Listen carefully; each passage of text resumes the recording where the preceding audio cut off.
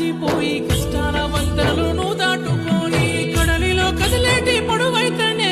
నా జాబిలమ్మ నా ఎన్నెలమ్మ నా కంటి పాపవే నా జానమ్మ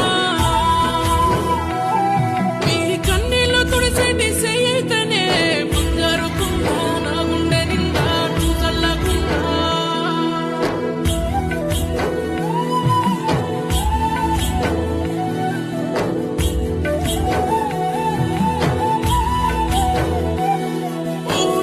చేతుల రాత రాసేది ఎవరే గడిచిన కాలం